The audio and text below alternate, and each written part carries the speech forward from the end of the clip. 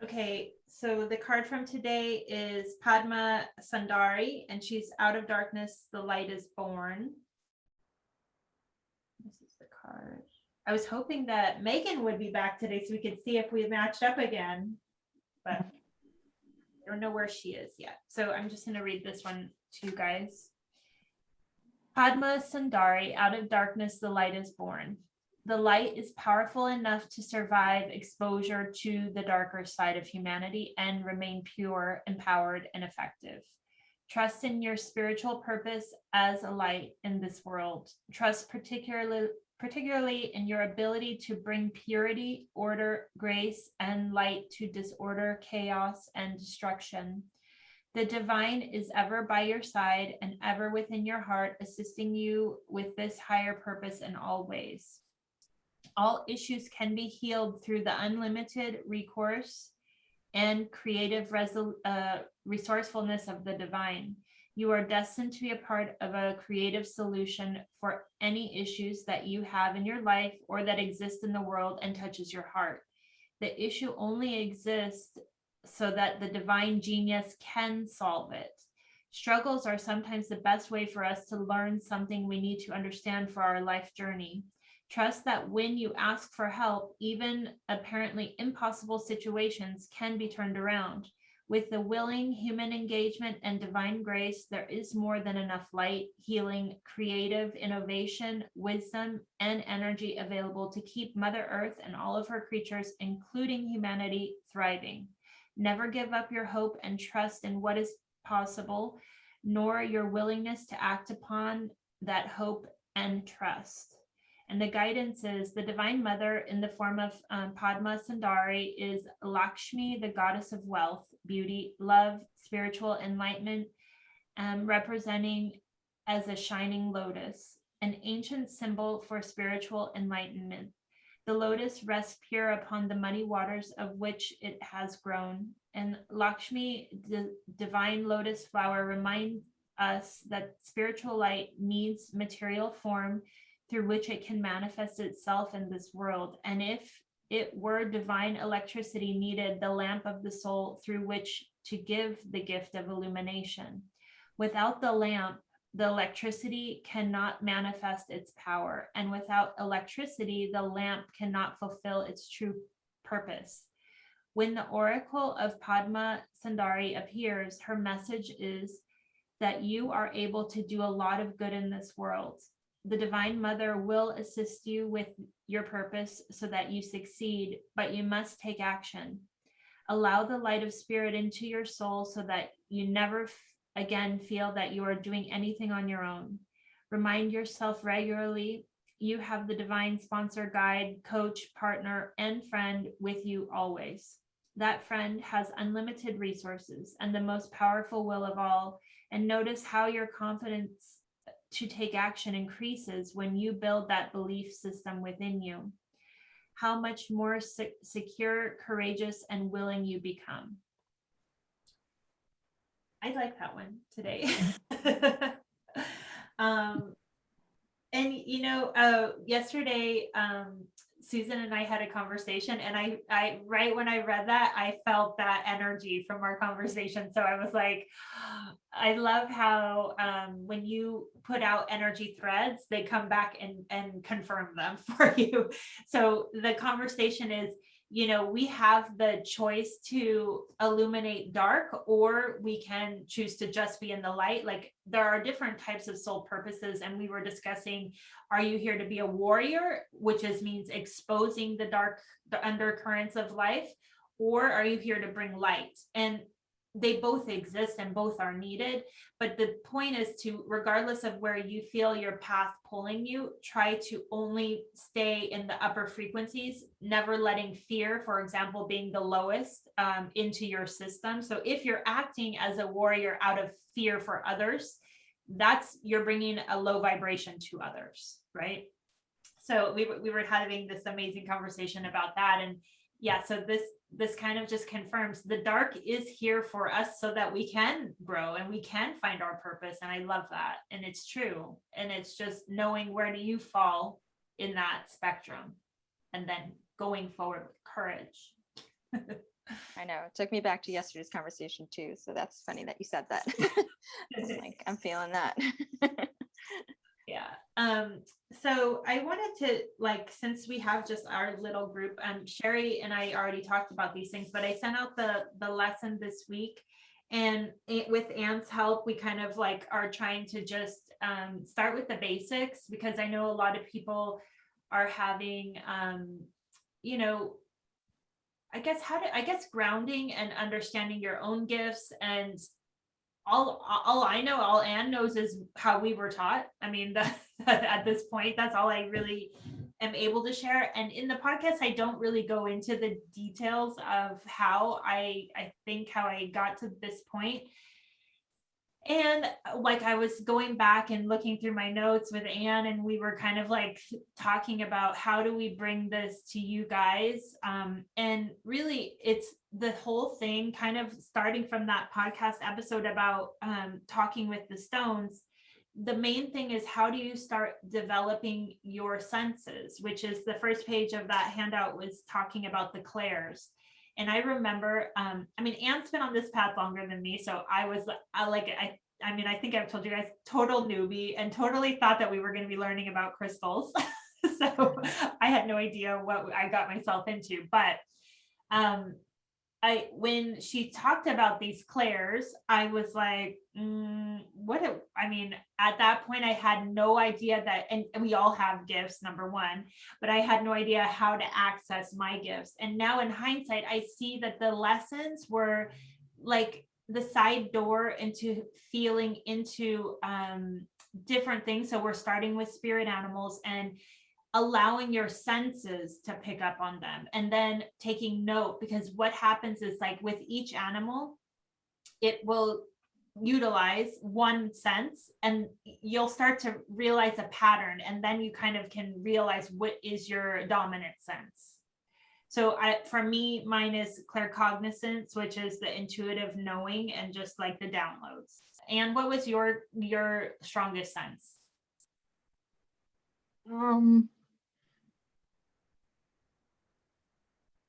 I would probably say one of my strongest is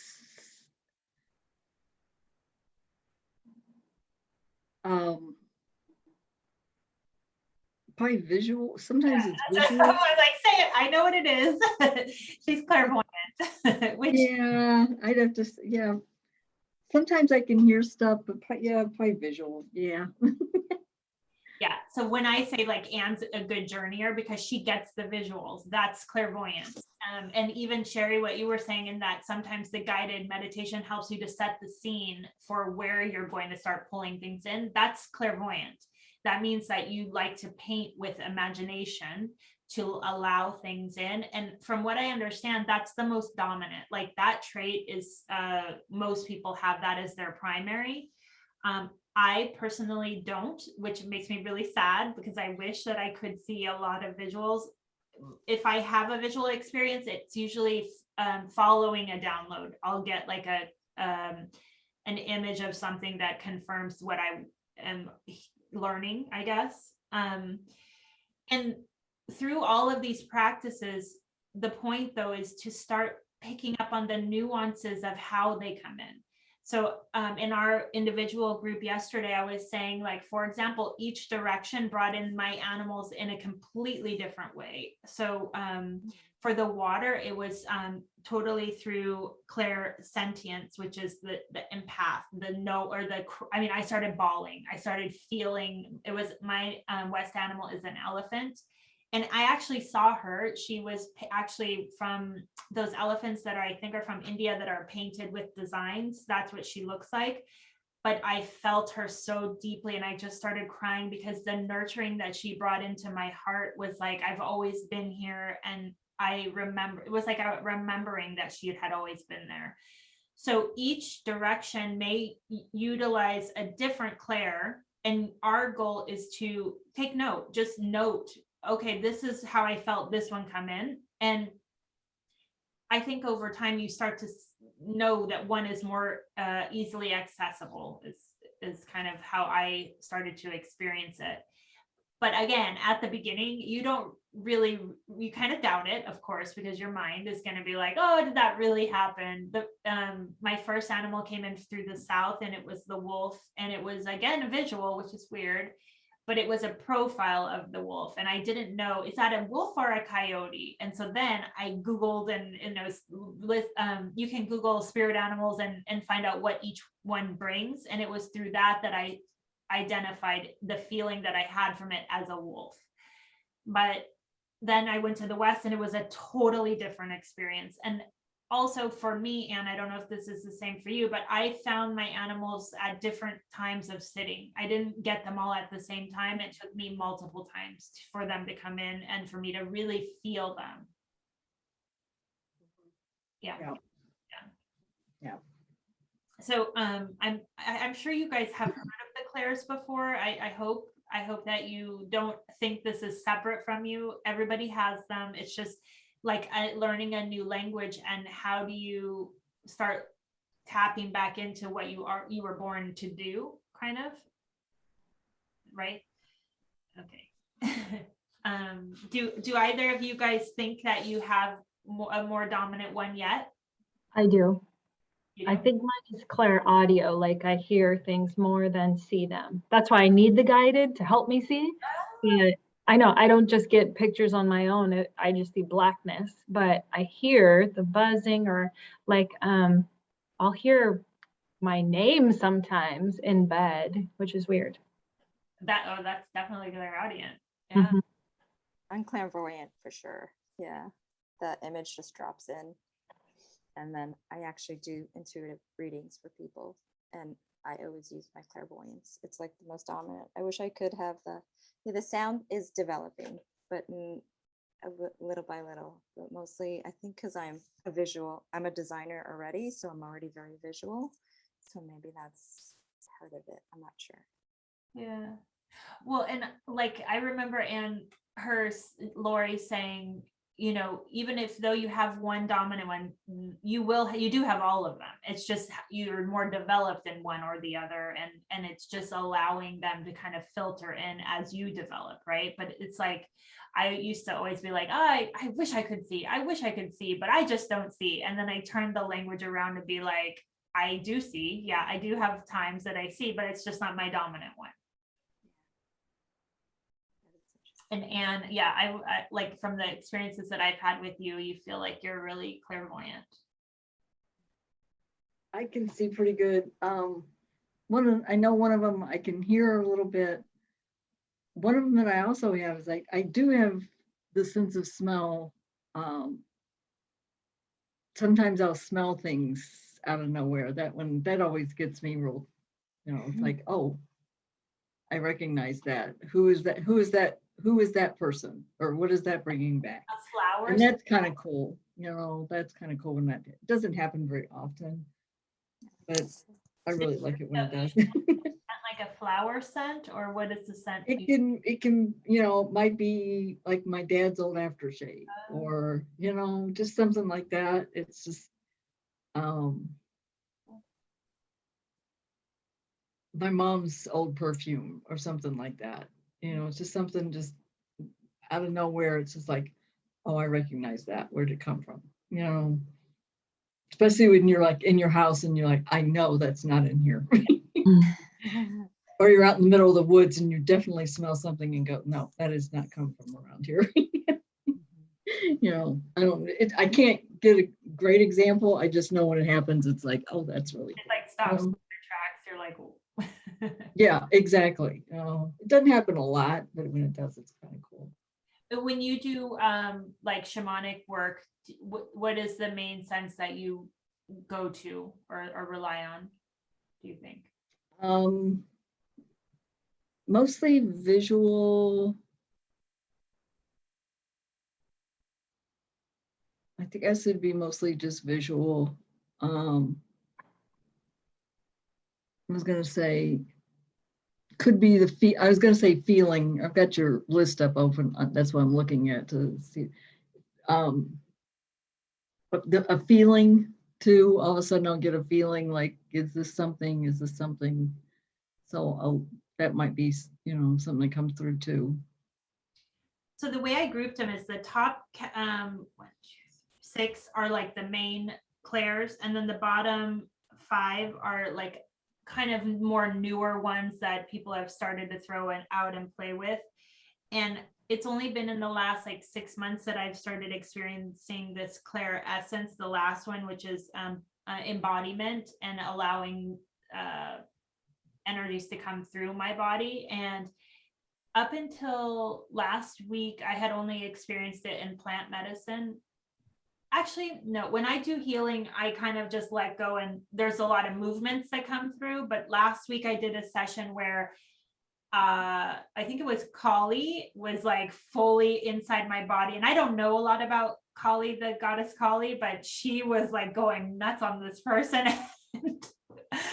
and like dancing and just being like all over the place. And I realized that when you can, that like I was saying to Sherry earlier, when you can just let go of your mind and allow the energy to move you, like if it's listening to guided journeying or even the drumming, it's just like following that vibration brings you into a totally different place.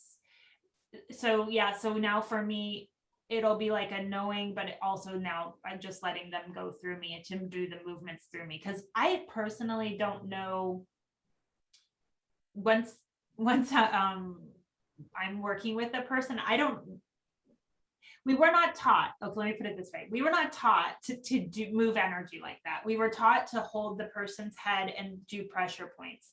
For me, that is never the case. It is literally working above the person and moving the energy through the person.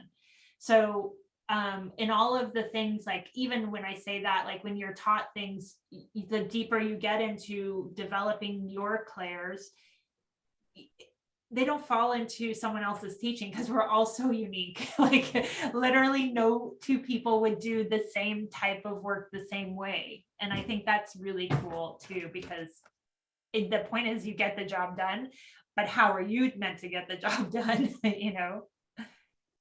I'm kind of glad to hear you say that, because I don't do I try to start holding my hands there, and it's just like, no, I need to get over here instead, or I need to be doing this instead. You go to where the energy is, right? Yeah, I mean, because it's like, well, plus most of ours is virtual too, so it's not like we're with somebody actually holding, and you're just trying to get the energy out of there and get what's going. And I also noticed that this is from the very beginning. If people aren't able to move their own energy, I let it come inside of me and I release it through myself, which usually is like crying or yawning. And it's weird because a lot of people, like what I'm noticing is that if you have trouble letting go into not understanding what's happening, but just let it happen, you're holding your body like kind of tense, and then it has to go. I can't stay there. So then I'll just let it come through me and let it go out. So yeah, it's again, through experiencing this, like I don't remember Lori ever talking about any of that. And I don't even know if she talked about embodiment, but I'm just noticing, yeah, the deeper that I get into it, it's definitely something that I am probably had many lifetimes doing, because it feels like it's just natural. So all of the dominant ones will just feel like, if you can get out of your mind, you've always done it. Your soul knows what it's doing. Right? Yeah, because I know one thing, once I get into this, it's like something is taking over. It's not me, that's for sure. Yeah. I think that's like also a very good thing to know, Anne, is that you can't have an ego about this, because it isn't you doing the work. You are just the vessel that is moving the energy through it. But I always say they, because I know it's my higher self, my past lives, like it's not this personality that's doing it. They all show up to help it move through me, and that's it. And too, I would say my mind in this life doesn't understand what's happening. And I have gotten to the place where I don't need to, It's better if I don't, because then I know I'm not forcing anything. I don't know, there's no need for me to know. Can I interject a question? Sure. So G and Anne, you both do energy work on people. How did you know, like, that's what you wanted to do or you were called to do? Do you want to answer, Anne? I'm curious. It's funny because I didn't want to do healing. I was always told I was a healer. When I signed up for the class, I was just kind of curious, what are you going to teach me about the shamanism? Part of me, I know, how do I say this? Technically, I know I'm a shaman, although I say it very lightly. How do I say, a practicing shaman? I think that's the phrase you're supposed to use versus an action. To me, I wasn't, I think that there's some shamans like Puma, who was born through his family. I think that's a different type of shaman than what than what I am. Than what when you take in no offense, an internet course. I think there's a different game there. Okay. I think we've learned what it is. I think, and then using our talents, I think we've learned about shamanism. I think is what we do. What I do is a healing. I do feel that it's helpful. I know I have a lot more to learn. I know I have this much of what is out there to learn, and I don't compare myself to to some of the others, who are true. I just know I was a healer and that this was something I was interested in. But I remember when, our teacher told us, she goes, well, I want you to use the word, when you title yourself something, I want you to call yourself a shaman. And I was just like, I want to call myself a healer. I don't know if I want to say, a shamanic, something, I can say shamanic healer. It's just not the easiest coming out of my mouth yet. Thank you. Well, for me, I didn't know at all that I was being called to this. And I went through the same thing as Anne, very much against using that word. She's like, shamanic practitioner is what you should say. And I'm like, But now I've been let's see, that class ended last October. And I've been through a lot since then. So now I know, and I almost started crying, Anne, while you were talking, because I know you are Indigenous and you've done you've been a shaman for many lifetimes. So the fact that we're not born into that body and that life circumstance right now doesn't matter. You carry it with you. So it's your ego that is afraid to embrace, which I was there too. So I know too. But now I know all of the things that I have learned through shamanism, they were just reminding me of things that I've already done. So it's not that, I feel my mind didn't go looking to do this work at all. And I even struggled with, can I do this? And then I did a lot of free work to see if I could even, that's the main thing, is to understand, can you do it? Right. And when I realized it wasn't me doing it, then it's kind of like, well, if I'm not doing it, then how can I say spirit isn't doing it? Like, it's happening. So it's happening for a reason. It's hard, I think, too, with labels. And that's why there is not one way of doing anything. So for Anne and I, we, for whatever reason, we're pulled to learn the shamanist techniques. But I think, like, let's say if you're a Reiki practitioner, which I also have studied Reiki, for me, it doesn't, I don't identify with it as much deeply as shamanism work. It is the same thing. You're moving energy, but the difference for me is that with Reiki, you just allow the energy to go through you. With the tools that we learn in shamanism, you become the tool and you are the tool to move it through. So I feel like that's more in alignment with I think the many lifetimes of practices that I've done, I guess. But so like when Richard gets headaches, I use Reiki because it's just the easiest way to get in and get it out. So I think over time, what happened for me when that class came up, I was working with another teacher and I sent it to her and I was like, oh, look at this. I think I'm being called to it. And she wrote me back and said, oh, I can teach you that kind of stuff. You don't need to take it. And I was like, oh, no, you can't. And I knew 100% this, I need to do this. And I told her, no, I'm doing this. And she was like, oh, okay. And what happened is that I evolved from her teachings to this. And I've talked about this many times too.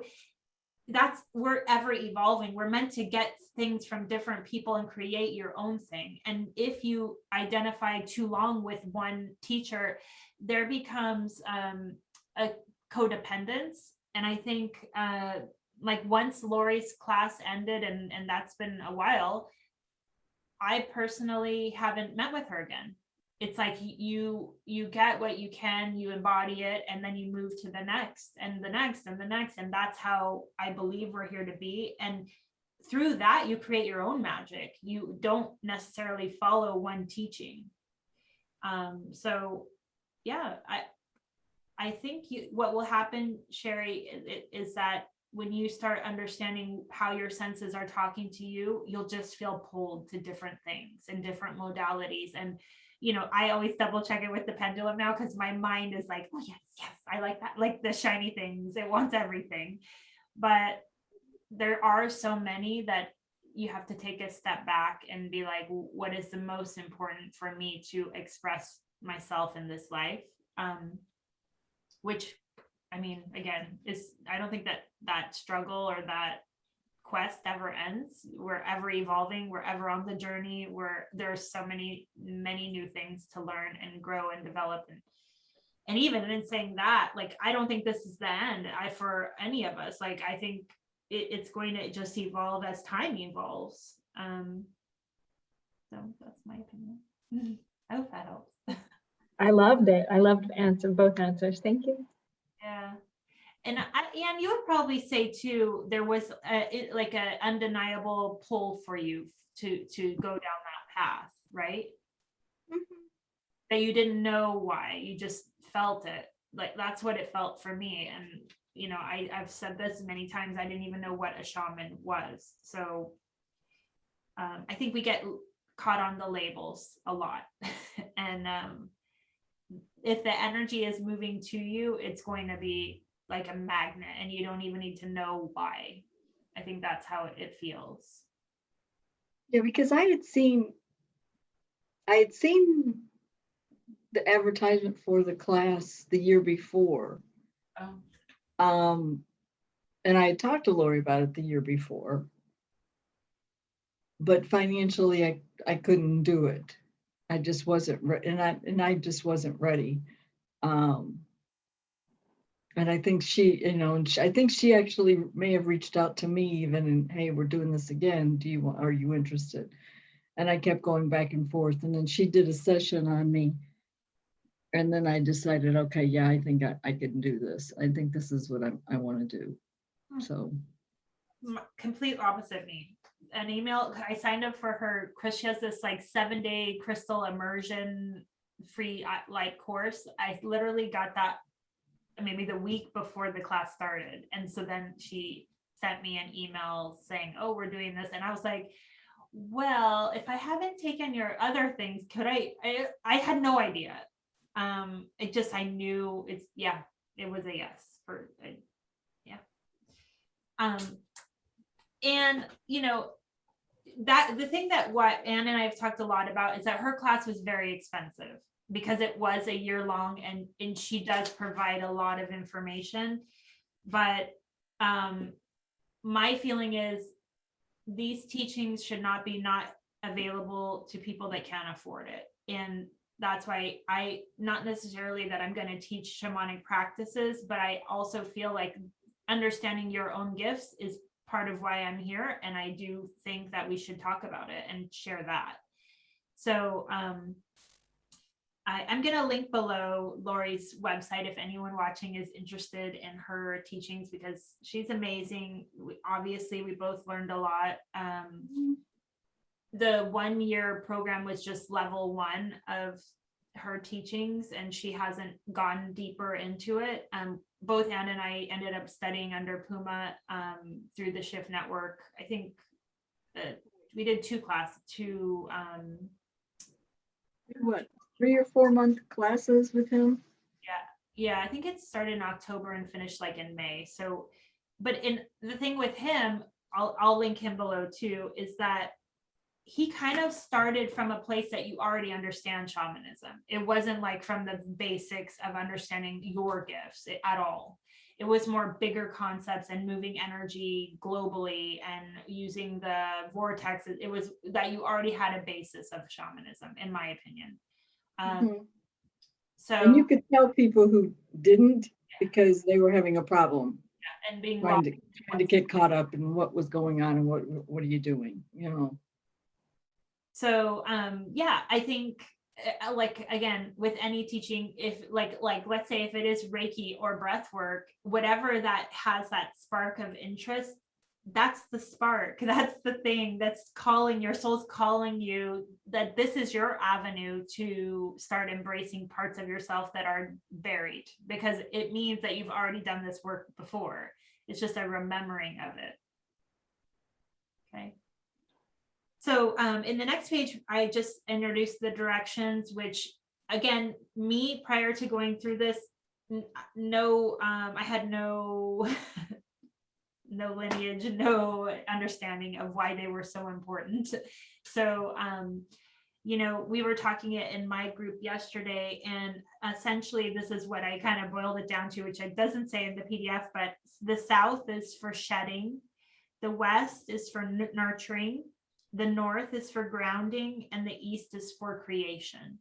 And as you guys know, we go through seasons every year, and we're meant to flow through this medicine circle every year. So right now in North America, we're in the summer, which is South. And right now we're shedding to prepare for the winter and in the fall. And it's like allowing yourself to feel into each season and know that when we're in winter and fall, we're going in, we're cultivating. Maybe that's when we are studying, and it's in the spring that you birth. That's when it's time to bring new creativity and ideas out. And again, not understanding this, but when I launched my podcast, I was in Lori's program and we talked about it, I think as a group, if Anne reminded me that I talked about it in that group, and it was something that needed to be birthed. And I remember being just terrified because I hated the sound of my voice. She said, well, just don't listen to them. Don't edit them. And I was like, oh, okay. And that was literally the thing that made me get over my fear of hearing myself. I don't listen to them. And then I looked, the launch date of that was March 8th. And yeah, it was the beginning of spring. So it's allowing the flow of creativity. Even this group, it launched in spring. And even if you don't, my mind didn't realize that, but it was the energy that was birthing and making things come through. Spring is always that time of the year that helps make it easier.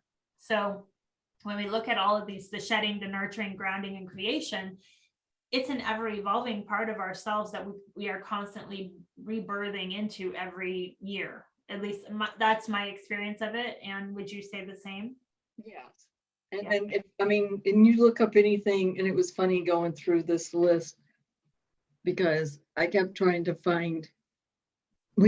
to interweave so many things. And I'm going through Native American books that I had and medicine wheel books that I had and everything, and we're trying to find the right words and trying to get everything so we could teach you everything. And it was just like, well, you kind of have it here. And it was just, I kept telling her, I go, there's words I'm looking for and I can't find them and I can't find them. And I spent like a whole day trying to find the perfect words. And it was just like, and I kept reading hers. I'm going, I guess that's just going to have to be it. That's the words. That's it. It's that simple. But then I know it's not that simple.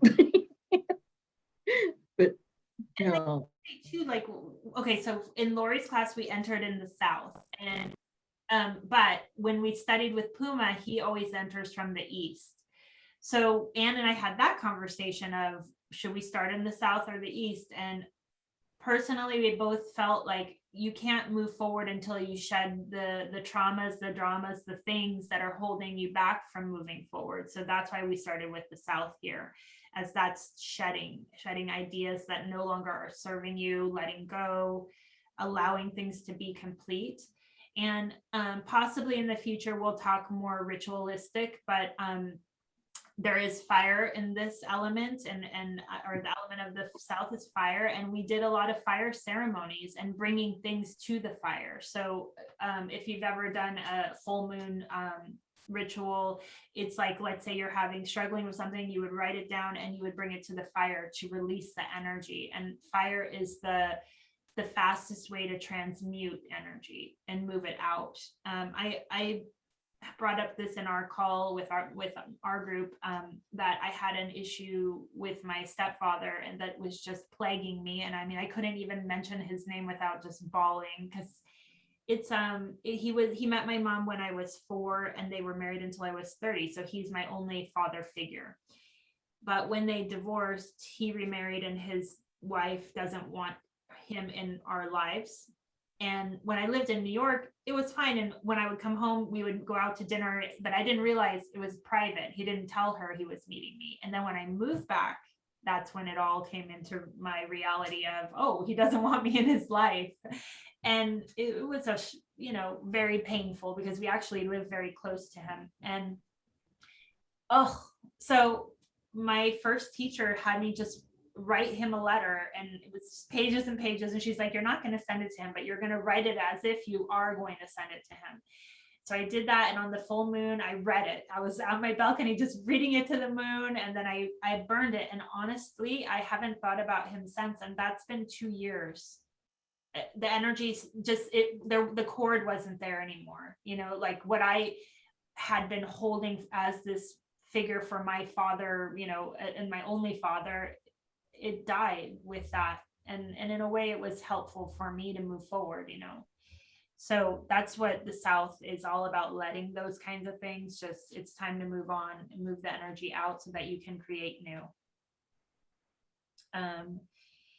And then the west, what is all about the emotions and loving yourself through them, because I am a super emotional person, and a lot of it is just sitting with that and sitting and loving that part of yourself that is that emotional state and that needs to express those emotions. So I have this as nurturing. We did a lot of water rituals, like bathing and taking salt baths, or even Lori suggested going out into the ocean and with a branch, like, bathing the water on you, like letting the water cleanse you of the things that I feel hold you back from loving yourself. That's what I feel the West is all about, nurturing and loving yourself. And I think that's why I am always attracted to water, is it's a reminder for me of that energy. So then we went to the north, which is the earth, the element of earth. And this is where we learned how to create earth altars. And I called this one grounding, because it's how you reconnect your energy back to the earth, and then it starts talking to you. And Lori didn't really talk to us about, I think this is Melanie coming in. She didn't talk to us about creating grids, but what happens is that when you start working with the element of the north, you start feeling a call, like it's like a magnet. I don't know how else to describe it. Is like, it's time to go like to nature and be in nature and give your energy to nature. And for me, the more that I created those earth altars, which are very simple, it's just bringing, in my case was crystals, and sometimes flowers, and just being in that space and holding that space for the earth. And it starts talking to you. I feel like when you honor where you are, you become one with it, because I remember at that time the trees started talking to me too. So it's all about that earth and grounding into knowing why you're here. And maybe you don't know, and it's not like I know all the time either, but it's just being securely planted here. And through that connection, you start to hear it. And lastly was the east for us, which I have as creation. To me, this feels, it's the element of air. And Lori described it as dreams, visions, divination, destiny. And Anne found, it's the place of the rising sun. To me, it's the creation of the new world. It's the breath of life. It's the moving things forward. And that's why I said, I understand why I'm in the air group. I know that's where I am in my life, but I still identify so much with water. So, but that's the thing, is that we want to identify with every element, because they are, each one of them, all of us embodied in one vessel, right? And just, we move through the wheel at a time that we're needing to. So, yeah, I hope that you guys enjoy each of them as much as I have learned to. And do you feel like you got deeper into all of these areas, or you probably already were into them before we took this class?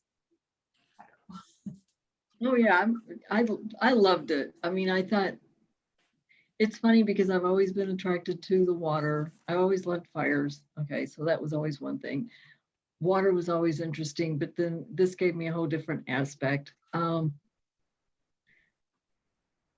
earth, that's where I'm at my happy place. When I'm out walking around in nature, that's my happy place. And then the air was probably one that I learned the most, that I'm still learning the most.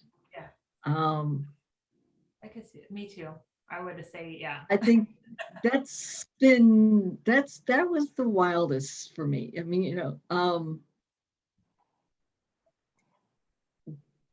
dreams and visions and moving on to new things, and just being grateful for the air. One of the ladies that when I listen to, I follow, like you guys know, Sandra Ingerman a lot, that she has the Shaman's Cave, and she also does it with Renee Baribeau. And Renee Baribeau is the practical shaman. Well, her thing is wind, and she has wind whistles, which I've bought a couple of wind whistles with her, and she has a book on the wind and the different winds that are out there. And it's funny because I think I'd got those before we started studying some of this, and it was interesting how bringing in the wind and how that can affect so much. If you start thinking about all the breeze, all the different winds out there, and you start talking with the winds and start putting that aspect into it and how that can change things. It's just, there's so many different elements that just intertwining and bringing it all together. It just gets so amazing. Like I said, this is the one that I've probably started learning the most from, and still learning it. So it's cool. Welcome, Melanie. Yeah, glad you're here. Yeah, I agree too. Especially when we studied divination, that one was really hard for me, because first of all, we didn't do it through tarot or how normal people think of divination. She had us gather 13 stones, little baby stones, and we had to commune with each stone and understand what that message of that stone was. And then you would have this kind of grid that was laid out before you, like a cross that separated the upper, middle, and lower world, and then past, present, future. And then you would hold your stones and just drop them on this grid. And from that, then you would read what spirit is telling you. And it's so interesting. The times that I've done it, it's amazing. It does work, but it's so kind of weird too. So I struggled with that one, and it ended up being the last case study that I needed to complete the course. So I waited and waited and waited on that one. But in all of them, like that one thing I really want you guys to think about, why are you in the element that you're in? Why was it that the energy said this is where you should be? And start thinking about that. And like, if you are, for example, in the South, what is it that you need to shed? What is it that's calling you to let go of? So I don't know, South Melanie, that's you. and listening to that, and there is no judgment, because we literally all just move around the wheel. It's just right now that's where you are finding yourself, right? And Susan, you're in earth, which is amazing, and just grounding that in. I mean, communing with plants is a great way to do that, and that's it makes sense. I'm an herbalist, so that makes sense. Yeah, and earth makes total sense to me. Yeah, my number is 4, but I didn't know what my direction was. Do you have that down there? Yeah, the direction that you're in, you mean the group that you're in? Yeah. Is it a direction? North. Earth is north. North. Yeah. Okay. Yeah. And I know your group hasn't really started because Megan's been gone, but Megan, Kayla, and Kat are in your group. Yeah, we haven't really done much, but we're kind of getting into more like spells and like, doing like earth spells, green goddess talking. I don't know. We're not really doing anything, but we're chatting. We're chatting about interesting things that I think each of us like want to talk about. So like Kat gave us a photograph of a green spell to do for dolphins, and that was interesting. Kayla did a bath with the hape. She immersed herself after she did hape. And then Megan's been on her journey. So, and then, yeah, I've been reading books on spells and also shamanism. So I think we'll come together. I just didn't know how we were supposed to format it, I guess. It sounds like your group got together and talked about what you gave out as homework. Well, we have 2 weeks to work on this first lesson, so no stress, but it's just kind of, so the reason that we started here is also so that you guys can each create your own sacred opening prayer. So the way that these elements come to you is how it sets your foundation of how you will call in the energy when you need to be protected. And if you're working with others, or if you're out in meditation, I always open up with a sacred prayer first, because it's calling in those energies. So next, after this class, we'll probably go into sacred sites and lands, and calling in each direction will also be represented by a sacred land. And then after that, then we'll give you the guidelines of how we learned how to create our own opening prayer. And that's every single person's is so unique and so different. And it all is dependent on all of these elements coming together for you, because it's basically your spell for you. It's like pulling in all of your allies into one moment so that they're there for you. So yeah, that's the goal of these lessons. Nice. So then the next thing that I want to just talk about and touch on is that the next page is just go through each animal. And I gave you, some guided meditations we found. Also for me, the guided meditations didn't work because I felt like my mind was too occupied with listening. And then I felt like I fell behind and I struggled. So also, I couldn't get them until I went into nature. Nature really helped bring them in for me. And it was at the water that it helped me to get them. But I gave you guys a bunch of options to practice with and just play, and know that it took me like 3 or 4 tries. And Anne, it said it took her a couple. And using all of your senses to tune in. It could be just a knowing, it could be a feeling, it could be a visual, and don't doubt it. Just start tracking that visual or that one little thing.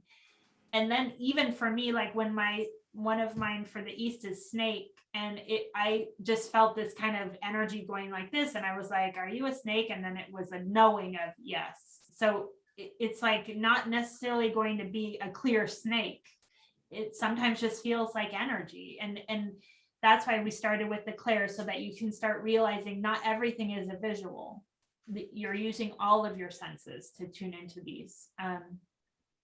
And no, this is what I said to the girls yesterday, it's probably for you because you've been that animal. That's what I know now. All of these energies I've been. So it's literally just you calling your energy back. So know that. You can't force this. It's literally who you are. And it's just sliding it, let it slide back to you. Does that make sense? Does anyone have questions on that? I have heard that your spirit animal can change depending on what you need in your life. So I don't know if that's something you were taught as well. But so like, you know, like if you're going through like depending on what you're going through, whatever chapter in your life you're in, you could call in your spirit animal, and then that would be different than what you thought it was when you were 10 years younger or whatever it is. So in art, when we studied this, there were girls that were taking the course for another round. And I remember her asking, it's the same as last year? So some of them did change for those women that were doing the circle again.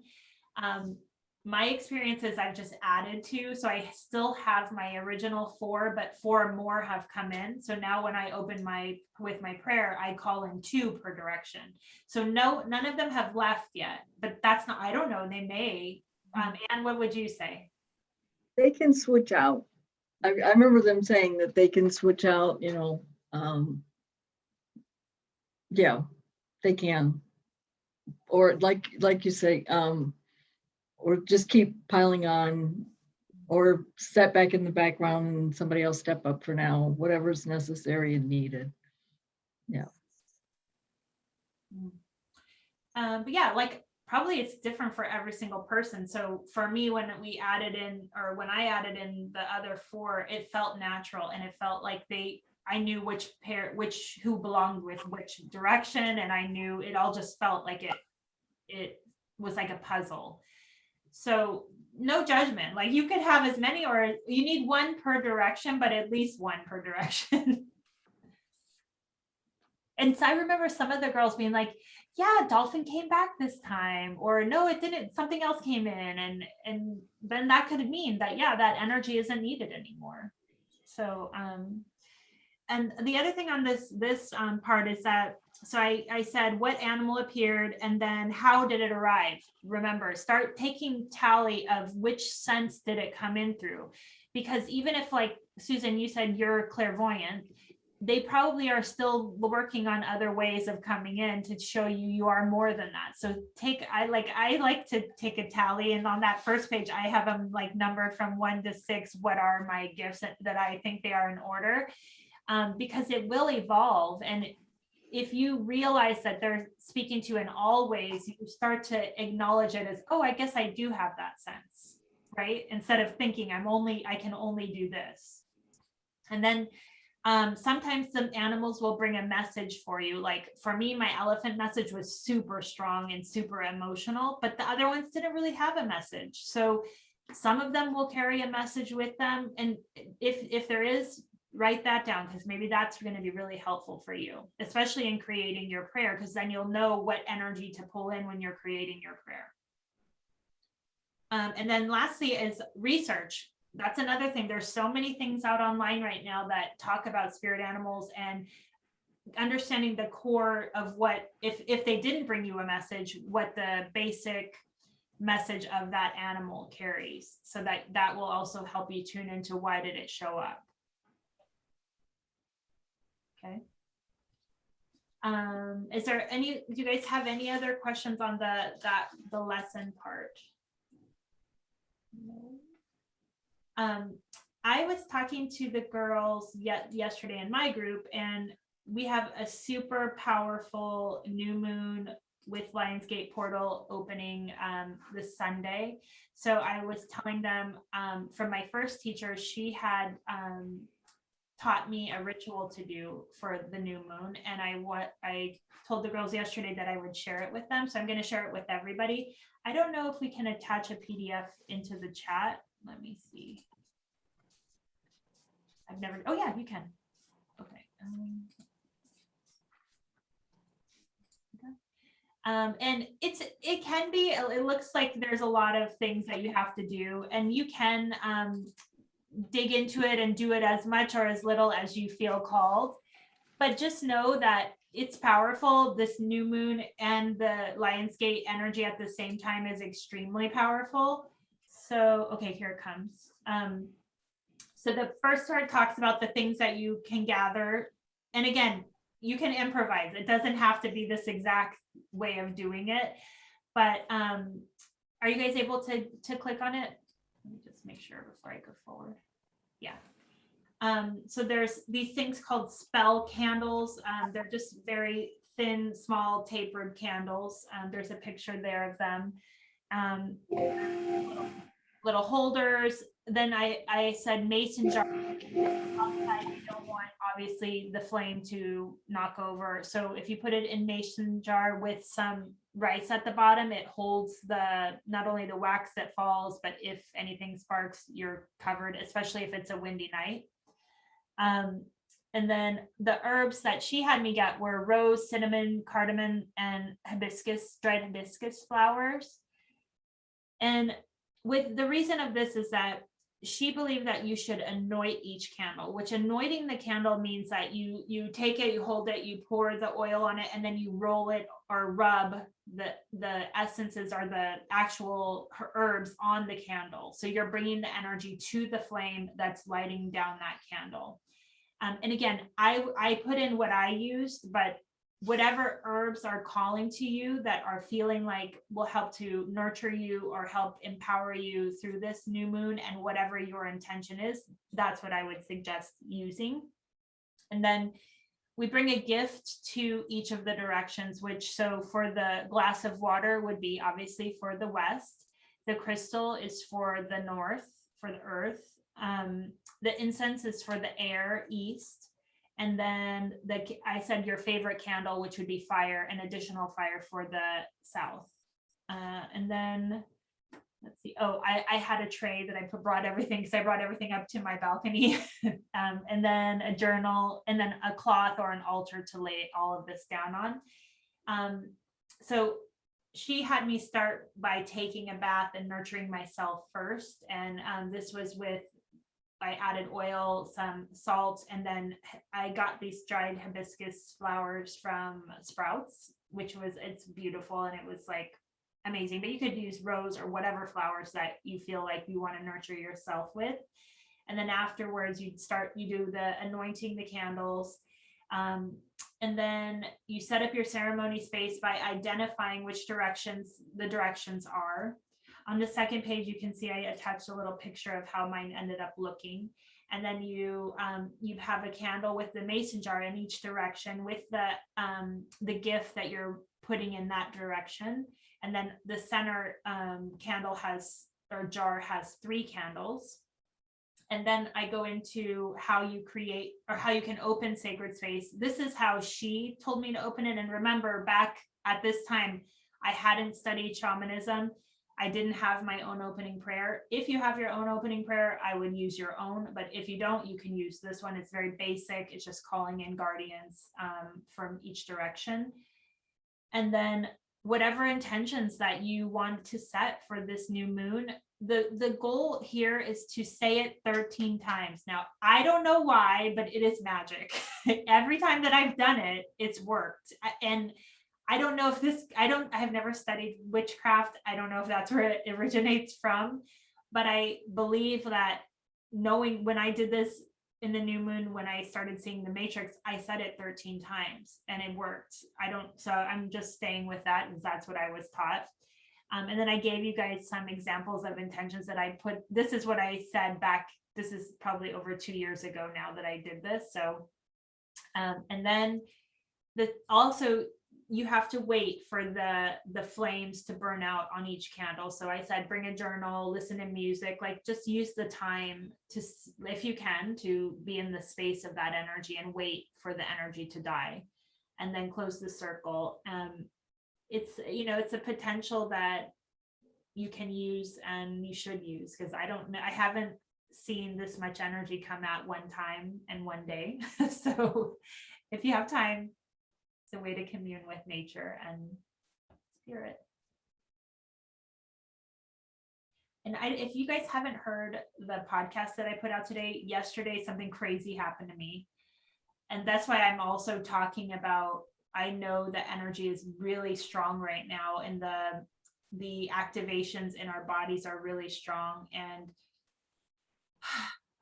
just letting it flow and knowing that when we're asleep, there's a lot of work being done. I just happened to wake up in the middle of it, and that's why I knew my body reacted in such this crazy way.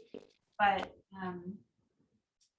even if you don't feel anything, be thankful, because it means that your vessel is just allowing it, like, and allowing you to receive it.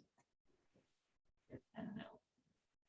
And actually this morning when I was walking the dogs, I was listening to Molly McCord put out an episode for this week's energy. And that's the first thing she opens with, about how they're doing it at night, how you may feel things, how you know, just try not to overreact, but just know that it's happening. Like it's intense right now. And I know you guys probably already know this, but the Schumann resonance has been down the last 2 days as well. So if you need to be gentle with yourself. I signed up for 2 sound baths. Actually, tomorrow night I'm going to a crystal sound bowl healing, and then on the 8/8 portal I'm doing this gong sound session, which for me, it's just, it literally vibrates up your whole body and is so powerful. So if you can, try to get some sound therapy too, because it helps to bring you back to the set point vibration to allow energies to go through your spine and into the ground. I feel like I've been talking a lot. Someone else talk now. Thank you for that instructions. That was Yeah, hopefully that's helpful. And it is a little witchy. I don't identify as a witch, but I still think it works and I think it's helpful. So well, anything else, you guys? I feel like now that we're going to be meeting every other week, I know that we'll have more to bring with each session. Oh, sorry. Richard is going home for lunch. Sorry, guys. Okay, he's in. But obviously, let me know if you have any questions that come up. You know, I'm excited for this next part of this. I'm also a little bit, you know, nervous, but we'll see how it goes. I don't know. Melanie, do you have any questions? Anything? I did have a question about, but I came a little late and you may have already said this. I know that we're working on animals in different directions, but how do you know if it's the right animal for that direction? Does that make sense? Anne probably could answer this because she went through that. Yeah, I questioned mine very much so. First of all, you just kind of have to believe and have faith.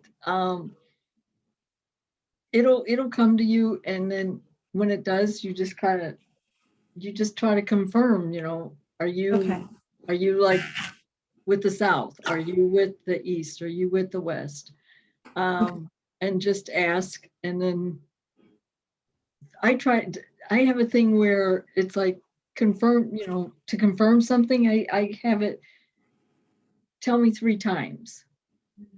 Show me something 3 times, and then I know I'm good. You know, Okay. give me confirmation like 3 times.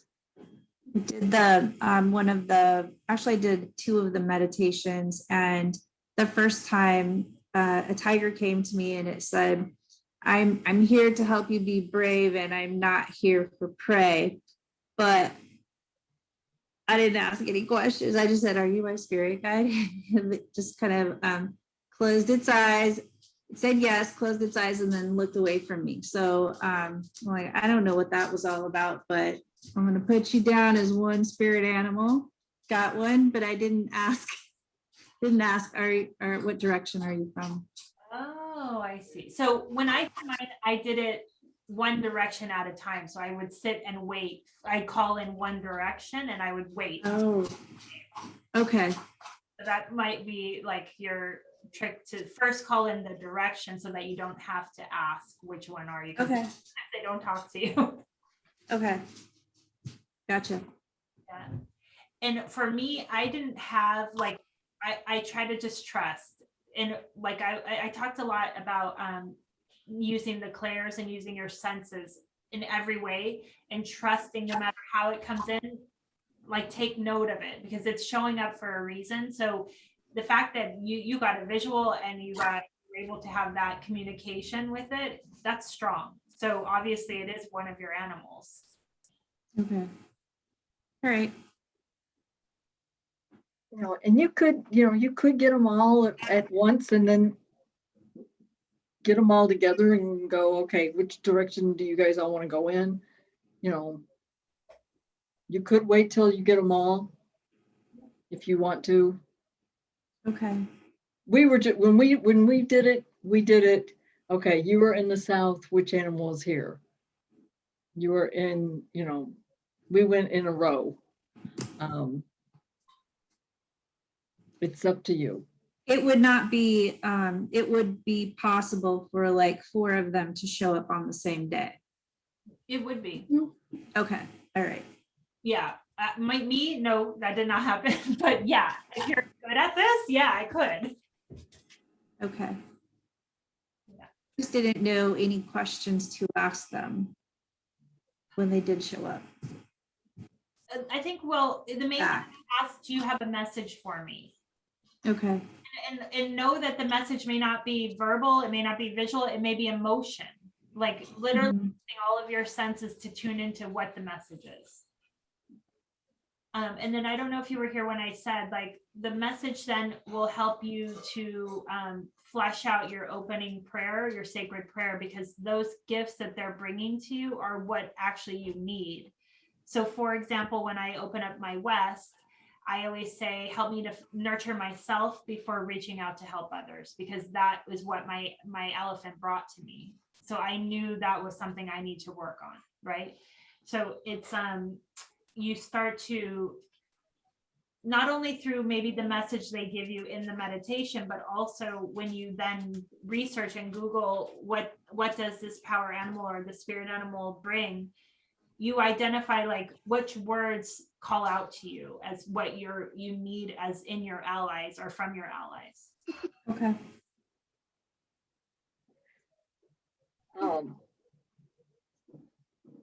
What do you I've love? got a question. Go ahead. So our fire group has been working a lot together, Melanie, Tiffany, and I. And our first night we did a meditation like at the same time, and so I feel like collectively we've seen all sorts of animals between the 3 of us, and some have come to our dreams. Especially there's this one dream in particular where it seemed like we were kind of in the same place, and there was like 2 individuals that we didn't know, but we described them. All sorts of animals, and I guess we're trying to figure out like whose animal is this, and there seems to be one elusive dolphin that always seems to show up, and we're not sure whose it is, and it almost feels like it's the collective power animal of this group dynamic. So I don't know if you've ever, or perhaps the animal of the direction of above, of ether. So what are your have you heard of animals that represent that 5th element? so we didn't do that in our group, and we didn't do group meditation. So it's almost like you guys are bringing in another element that, yeah, I would think that there would be. Like, I've heard dolphins are, I mean, I've heard that they're alien beings. So it could be a guide that's there to help you guys, which is amazing. But like, we were taught to get for this practice to be on your own to get your personal animals. But when you open the energy to each other, yeah, I think there's allies that are coming in for sure to help. Interesting. Okay. Because I think in the beginning, before we dove into our personal animals, we were trying to like connect energetically in some way. And I definitely think, it worked on subtle levels, so maybe compartmentalizing those practices to perhaps, focus inward on what is you, and then the collective subgroup might be, so that way things don't overlap and there's more clarity. Yeah, I think when you guys are going in it together, it's definitely group energy. Try on your own. And if that animal comes in back when you're on your own, then maybe then you claim it as yours. But if you're doing like a group dreaming or group meditation, then it feels like that would be the group energy. At least, and what do you think? That's what I feel. Yeah. Yeah, it could very strongly be. Yeah. Cool. I don't know if we talked about, but like, yeah, they could come in through your dreams. Like, remember, Tiffany's gotten hers through her dreams. So, but those are unless you're doing astral travel, that would be collective energy. I would feel like the dream state is personal. So if you are able to pull in your guides that way too, that's another way. It almost seems like even in our dreams, we're connecting with, I feel like I'm connecting. Last night, I felt like I connected with Mina and Tiffany. I saw the elephant last night in my dream, and I knew that was Mina's. And then I dreamed that there was some stuff about mushrooms, and there was some, I threw an envelope with some checks in the dumpster instead of putting it in the mailbox. So then I was like, why? You're so dumb. Why would you throw money in the dumpster? And then Tiffany said this morning that it sounds like Oklahoma news because they found like hundreds of thousands of dollars at a dump site. Somebody had thrown it away. And then she saw this, porcelain mushroom in her parents' backyard. So, and we were all kind of talking about that. So,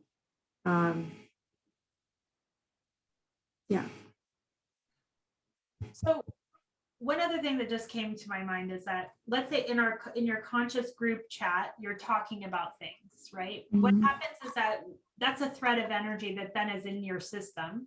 And in dream state, we're going into parallel lives. So it's possible that you're tapping into another life that you have with Tiffany and Mina, and you are doing these things. So like what I would say is that you could ask, was that a parallel life, or is this important for this life?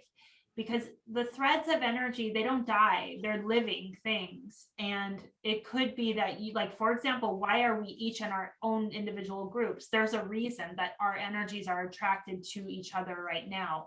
Is it because you are having another lifetime where you are, let's say, living next to your neighbors, or you have like some connection with these animals?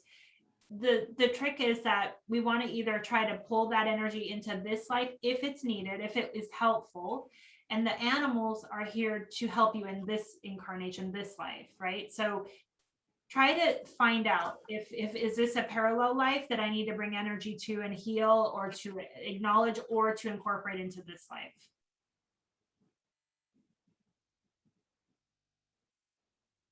Yeah. Okay. I'm going to ask another question, and I feel like I already know the answer, but I just want to get your thoughts. Now, what if, for someone like me, it's really hard to get visuals and to hear what the message is because my mind gets in the way. What if we were to, quote unquote, cheat with a pendulum to find out? Well, in our group of study, we didn't ever take out a pendulum. We didn't, oh, we did. No, we did it, but only for healing. We didn't use it to do divination. Personally, my feeling is that most of my animals didn't give me a message. The ones that needed to gave it to me, I think. So I don't necessarily think it's something you need to dig into. I think when you're ready, it'll bring you the message. That's my opinion. And what would you say?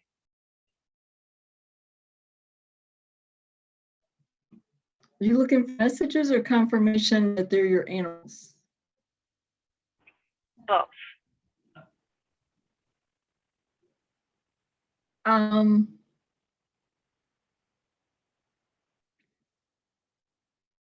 I guess you could do it as a confirmation.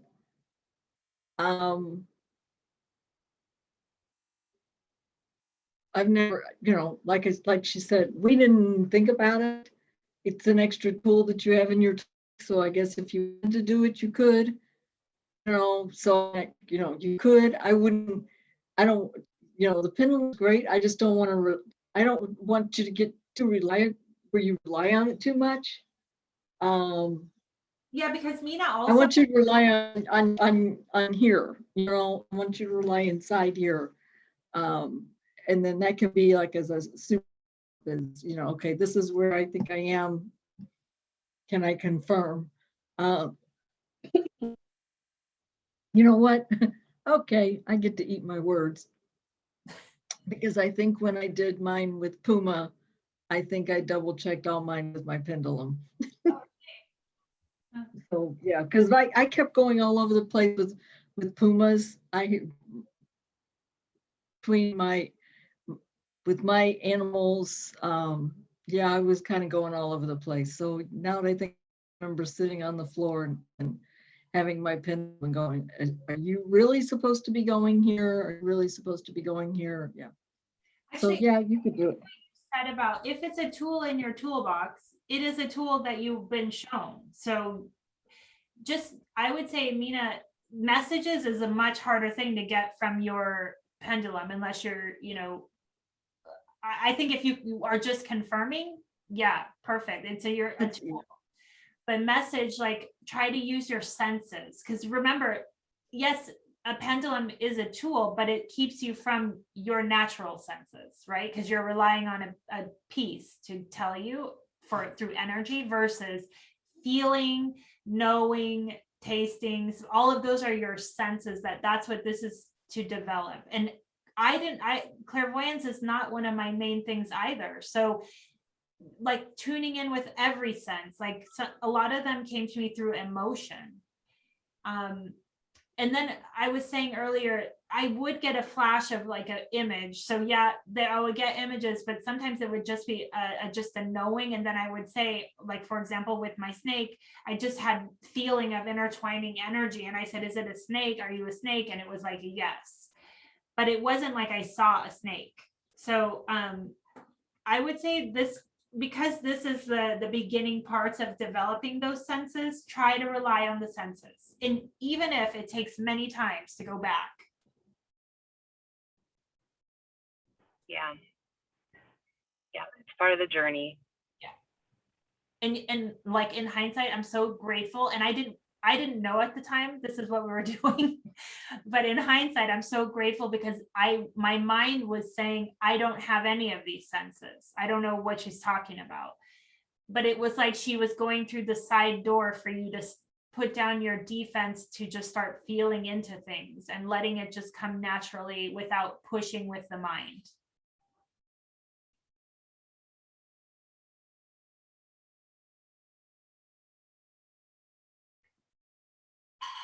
Any other questions, you guys?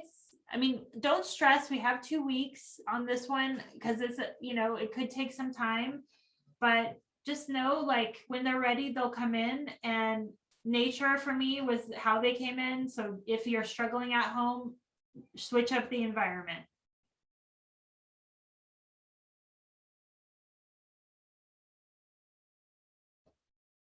Okay.